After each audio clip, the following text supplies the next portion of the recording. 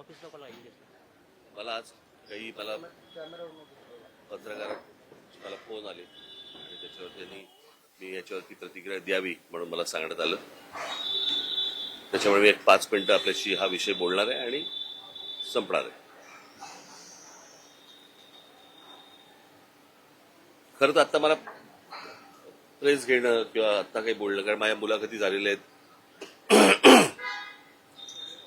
सभा झालेल्या आहेत, भाषणं झालेली आहेत, त्याच्यामधनं अनेक गोष्टी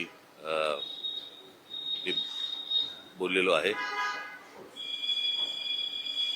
परंतु काल आमची जिथे सभा झाली शिवतीर्थावरती, तिथेच काल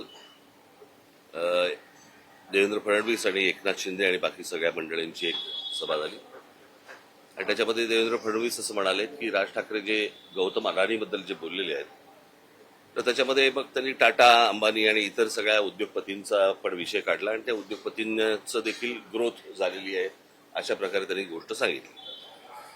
मुळात मी माझ्या भाषणामध्ये पण मी ही गोष्ट सांगितली होती, हा विषय कुठच्या उद्योगपतीच्या विरोधातला किंवा उद्योग समूह किंवा उद्योग येऊ नयेत याच्या विरोधातला हा विषय नाहीये.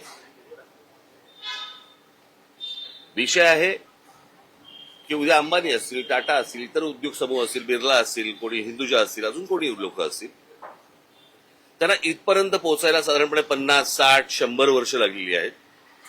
पण ह्यांच्याही पलीकडे एक माणूस जातो आणि तो 10 वर्षातच फक्त मोठा होतो. माझा विषय तिकडे आहे.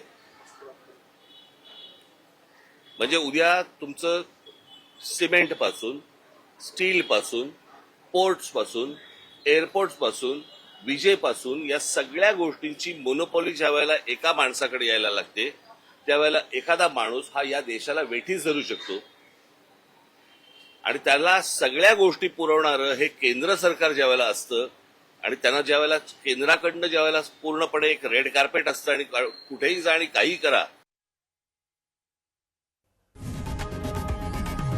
लोकशाही मराठी ऐका, पहा, जागरूक रहा.